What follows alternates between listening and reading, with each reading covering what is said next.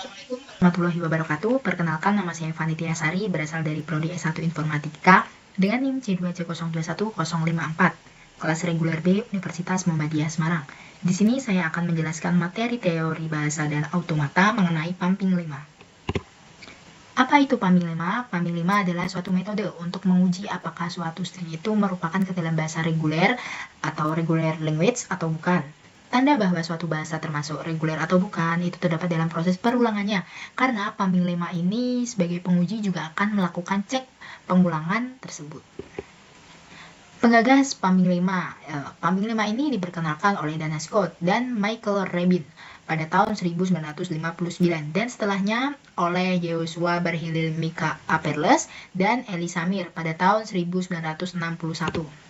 Di sini fungsi pumping 5 ini ada dua, yaitu yang pertama, membuktikan suatu bahasa itu tuh merupakan regular language atau bukan.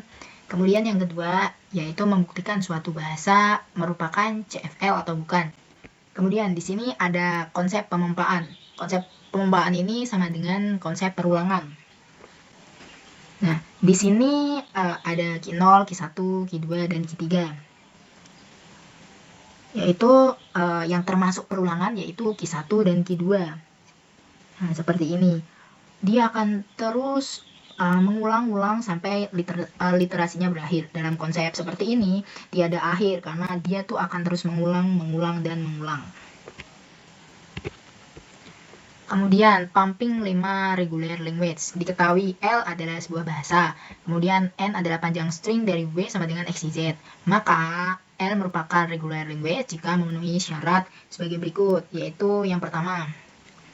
Yang pertama, Y tidak sama dengan empty atau kosong. Kemudian, yang kedua ini nilai mutlak dari XY kurang dari sama dengan N. Dan yang ketiga, untuk semua K lebih dari 0, string XY pangkat KZ harus merupakan string dari language L. Kita masuk ke contoh pumping 5 RL. Di sini ada soal apakah L2 ini merupakan bahasa reguler. Language L2 sama dengan 0, 1 pangkat N, dan N lebih dari sama dengan 0. Ya, L2. Di sini bentuk penyelesaiannya yaitu L2. L2 diubah menjadi bentuk W sama dengan XYZ. Berarti panjang string W adalah 3. Nilai X sama dengan 0, nilai Y sama dengan 1, nilai Z sama dengan 1. Nah, kita pastikan dulu nih. Syarat yang pertama, Y tidak sama dengan 0 atau empty. Ini terpenuhi. Kemudian, syarat yang kedua, yaitu nilai mutlaknya XY itu kurang dari sama dengan N, itu nilai mutlaknya ini menjadi 1, kurang dari sama dengan 3, itu termasuk terpenuhi. Kemudian syarat yang ketiga yaitu XY pangkat KZ. Nah, K-nya ini nilainya lebih dari 0.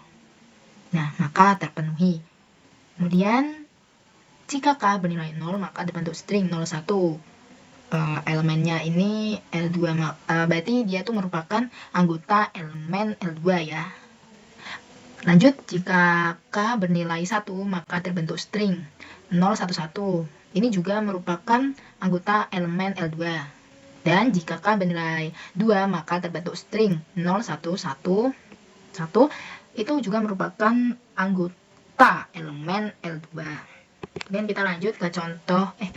Berarti ini termasuk merupakan contoh bahasa reguler ya. Kemudian kita lanjut ke contoh yang berikutnya, yaitu language L4. 0 pangkat N, 1 pangkat N, N lebih dari 0. Nah, apakah L4 ini merupakan bahasa reguler? Nah, itu. Yang pertama, cara penyelesaian yang pertama yaitu L4 diubah menjadi bentuk W sama dengan XYZ. Nah, berarti panjang string adalah 2. Nah, kita masuk ke syaratnya. Yaitu syarat yang pertama.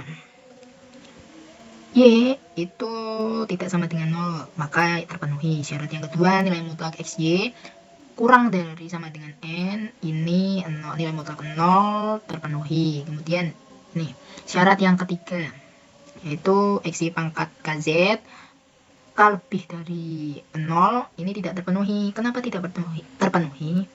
Karena ini... Nah, ini kita lihat yang di bawahnya ya. Jika K bernilai 0, maka terbentuk string 1. ini bukan merupakan anggota elemen L4 string 1. Kemudian jika K bernilai 1 maka terbentuk string 01. Ini merupakan anggota elemen L4. Jika K bernilai 2 maka terbentuk string 001. Ini juga bukan merupakan anggota elemen L4. Jadi dari hasil ini contoh L4 ini bukan merupakan bahasa reguler. Kemudian kita lanjut ke CFL. Apa itu CFL? Suatu bahasa disebut sebagai context free language jika bahasa tersebut diciptakan oleh sebuah content free grammar. Nah, di sini kita masuk ke contoh pumping 5 CFL. Suatu grammar G dengan aturan produksi S, A B kecil B, A sama A kecil B kecil.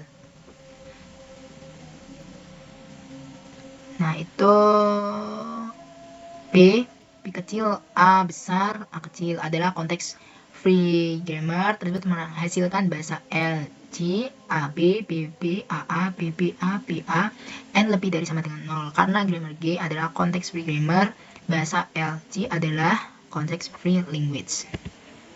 Kemudian ada contoh berikutnya. Tuliskan 5 turunan dari aturan produksi berikut. S, A, ini, A kecil, S, A kecil, A kecil, B, A kecil, B besar, B besar. Nah, ini kemudian ini hasilnya, hasil turunannya. Ini ada lagi contoh, tuliskan 2 turunan dari aturan produksi berikut. S, A, B, S, A, B, B.